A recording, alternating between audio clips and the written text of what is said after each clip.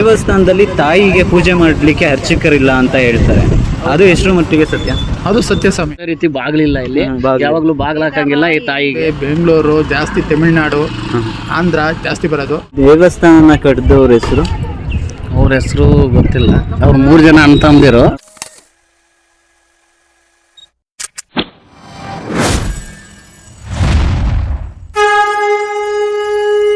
ಗ್ರಾಮ ಅಂದ್ರೇನೆ ಗ್ರಾಮ ದೇವತೆ. ಸೊ ಆ ಗ್ರಾಮ ದೇವತೆನ ನೋಡಕ್ ಹೊರಟಿದೀವಿ. ಹಾಸನ್ಗೆ ಹೋಗ್ತಾ ಇದೀನಿ. ಹಾಸನಲ್ಲಿ ನಿಮ್ಗೆ ಹಾಸನ್ ಅಂದ್ರೆ ತಲೆಗೆ ಬರೋದೇನೆ ಹಾಸನಾಂಬ. ಹಾಸನಾಂಬ ಅಷ್ಟೇ ಪ್ರಸಿದ್ಧಿ ಹೊಂದಿರುವಂತ ಇನ್ನೊಂದು ಟೆಂಪಲ್ ಇದೆ. ಯಾವುದೇ ತರ ಪೂಜಾರಿ ಇರಲ್ಲ, ಒಬ್ಬ ಭಕ್ತ ಬಂದು ಅವನ ರೀತಿಯಲ್ಲಿ ಪೂಜೆ ಸಲ್ಲಿಸುವಂತ ಸ್ಥಳ ಅದು. ಅಲ್ಲಿ ಆಕ್ಚುಲಿ ಯಾವುದೇ ತರ ಆಡಂಬರ ಇರಲ್ಲ, ಅವರೇ ಆದ ವಿಧಾನದಲ್ಲಿ ಅವರೇ ಆದ ರೀತಿಯಲ್ಲಿ ಪೂಜೆ ಮಾಡುವಂತ ಸ್ಥಳ ಅದು. ಬನ್ನಿ ಆ ಸ್ಥಳಕ್ಕೆ ಕರ್ಕೊಂಡು ಹೋಗ್ತೀನಿ. ಆ ಸ್ಥಳದ ಮಹಿಮೆ ಏನಿದೆ ಅಂತ ಹೇಳ್ಬಿಟ್ಟು ಅಲ್ಲಿರೋರ ಹತ್ರನೇ ಕೇಳಿ ತಿಳ್ಕೊಳ್ಳೋಣ.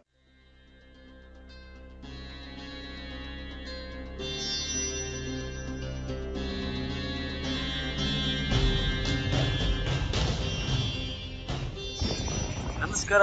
ನಾವಿಲ್ಲಿ ಬೀಚ್ ನಲ್ಲಿ ಅಂತ ಹೇಳಿ ಹಾಸನ್ ತಾಲೂಕಲ್ಲಿ ಬರುತ್ತೆ. ಸೊ ಪುರದಮ್ಮ ಟೆಂಪಲ್, ಇದು ತುಂಬಾ ಪ್ರಸಿದ್ಧವಾದ ಟೆಂಪಲ್. ಇದು ಪುರದಮ್ಮ ದೇವಸ್ಥಾನ. ಬನ್ನಿ ಒಳಗಡೆ ಹೋಗೋಣ. ನಿಮ್ಗೂ ಕೂಡ ಟೆಂಪಲ್ ಬಗ್ಗೆ ನಾನು ತಿಳಿಸ್ಕೊಡಕ್ ಹೋಗ್ತೀನಿ.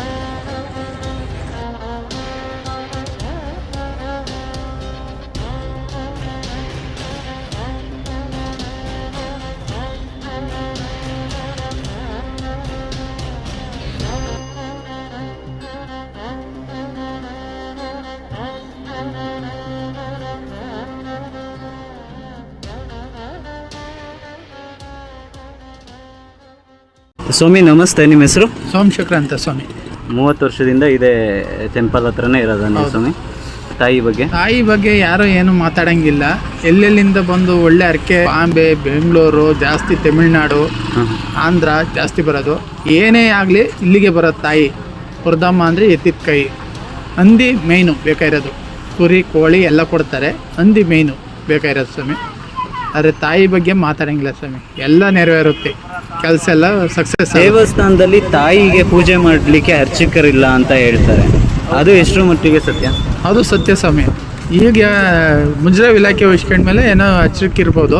ಮೊದಲು ಎಂಥದಿಲ್ಲ ಸ್ವಾಮಿ. ಮೊದಲು ಅಲ್ಲೇ ಕೊಡ್ತಿದ್ದು ಅರ್ಕೆ ಎಲ್ಲ. ಈಗ ಇಲ್ಲಿ ಮಾಡಿದ್ದಾರೆ, ಮೊದಲು ಅಲ್ಲೇ ಕೊಡ್ತಿದ್ದು.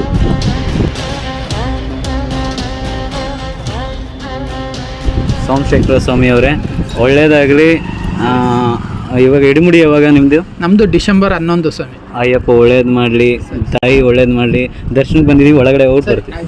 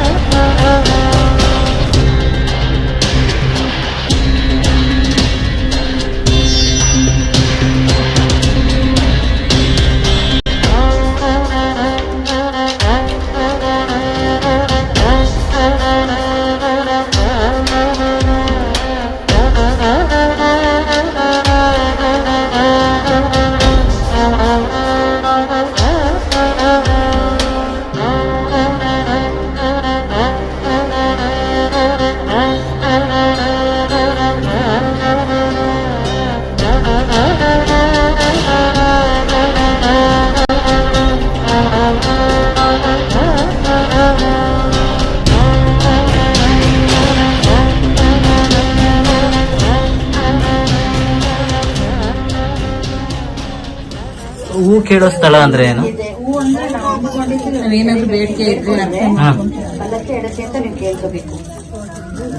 ಅಂದ್ರೆ ಓಕೆ, ಅಂದ್ರೆ ಬೇಕಂದ್ರೆ ಬಲಗಡೆ ಬಿಡುತ್ತೆ, ಒಳ್ಳೇದಾಗುತ್ತೆ ಅಂದ್ರೆ ಆಗುತ್ತೆ ಅಂದ್ರೆ ಆಗಲ್ಲ ಅಂದ್ರೆ ಒಳ್ಳೇದಾಗುತ್ತೆ ಅಂದ್ರೆ ಬಲ್ಲ. ಓಕೆ.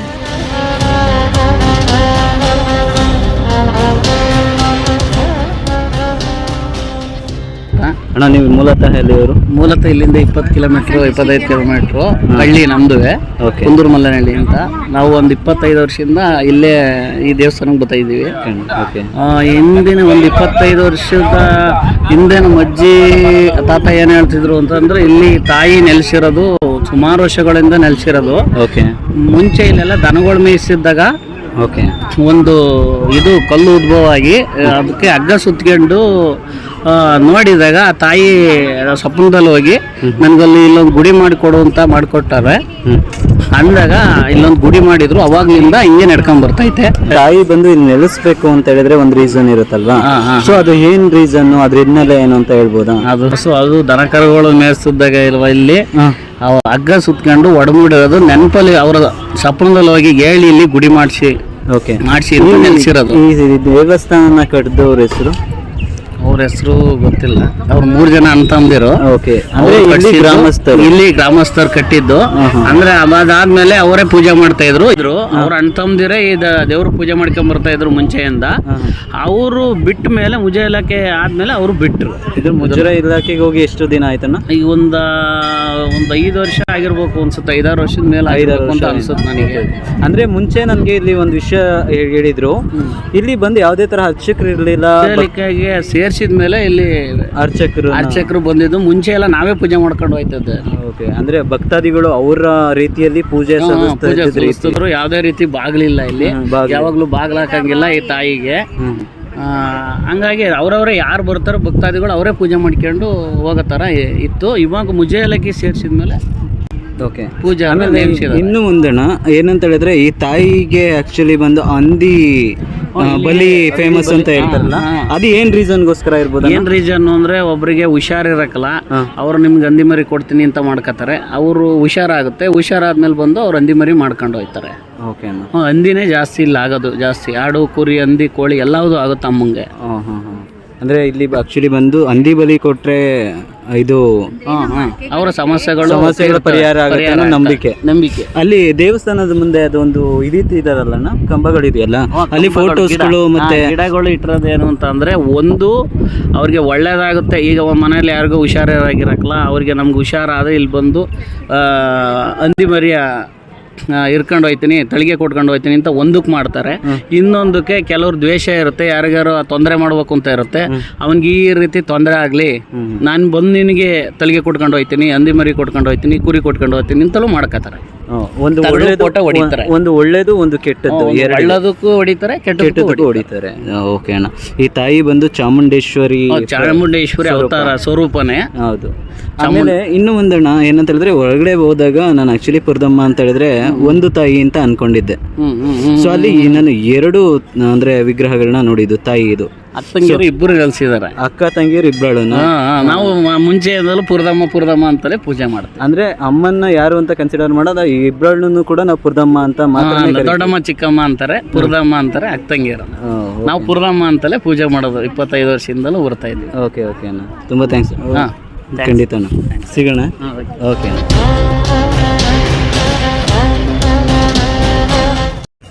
ದೇವ್ರ ಎದುರುಗಡೆ ತಳಿಗೆ ಕೊಡ್ತಾ ಇದ್ರು. ಇವಾಗ ಅಲ್ಲೆಲ್ಲ ಗಲೀಜಾಗುತ್ತೆ ಅಂತ ತಳಿಗೆಗೆ ಇಲ್ಲಿ ವ್ಯವಸ್ಥೆ ಮಾಡಿದ್ರು. ಇಲ್ಲಿ ಮಾಮೂಲಿ ಕೋಳಿ ಕುಯ್ಕತ್ತಾರೆ, ಅಲ್ಲಿ ಲಾಸ್ಟ್ಗೆ ತಳಿಗೆ ಕೊಡ್ತಾರೆ. ಲಾಸ್ಟ್ ಅಲ್ಲಿ ತಳಿಗೆ ಕೊಡ್ತಾರೆ. ಮುಂಚೆ ಎಲ್ಲ ದೇವಸ್ಥಾನ ಎದುರುಗಡೆ ಇಟ್ಟು ನಾವೇ ಪೂಜೆ ಮಾಡ್ಕೊತಾ ಇದ್ದು.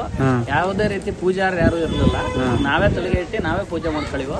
ಇವಾಗ ಪೂಜಾರ ಅವರೇ ತಳಿಗೆ ಇಲ್ಲಿ ವ್ಯವಸ್ಥೆ ಮಾಡ್ಯಾರೆ, ಗಲೀಜ್ ಮಾಡ್ತಾರೆ ಈ ಜಾಗದಲ್ಲಿ. ಇತ್ತೀಚೆಗೆ ಇಲ್ಲಿ ಆಗಿರೋದು, ಒಂದು 4-5 ವರ್ಷದಿಂದ ಈಚೆಗೆ.